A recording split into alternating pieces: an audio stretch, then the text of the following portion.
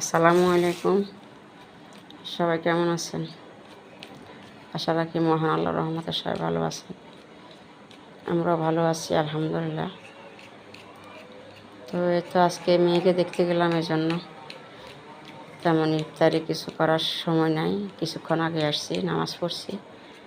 এখন সামান্য পরিশোধে আর কি ইফতারি করতেছি। শসা, এখানে পেয়ারা কাটবে, তারপরে এখানে লুডুস আছে,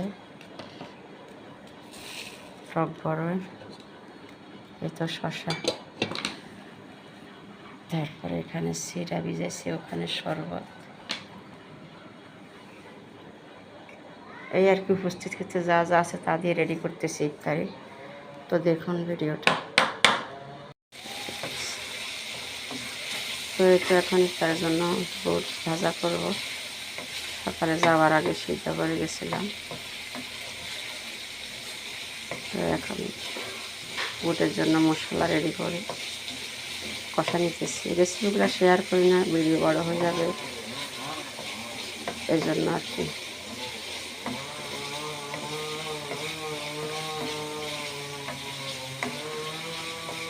তো আপনাদের কাছে আজকে আবারও একটা রিকোয়েস্ট করতেছি। রমজান মাস, রহমতের মাস, ইফতারের পূর্ব মুহূর্তে আপনাদের কাছে আবারও রিকোয়েস্ট করতেছি, মেহরবানি করে আমার ভিডিওগুলো একটু দেখিয়েন, ভালো লাগবে আশা রাখি। তো যদি ভালো লাগে তো আমার চ্যানেলটির পাশে সাবস্ক্রাইব করে আমার চ্যানেলের পাশে থাকবেন এবং আমাকে একটু সামনের দিকে আমার চ্যানেলটাকে এগিয়ে নেওয়ার জন্য একটু উৎসাহ দেবেন, এইটুকু আপনাদের কাছে অনুরোধ করতেছি। তো একটু দেখুন।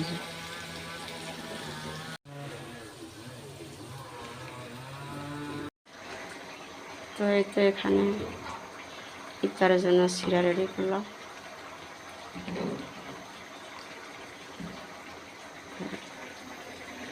এখানে বুট ভাজা হইতেছে।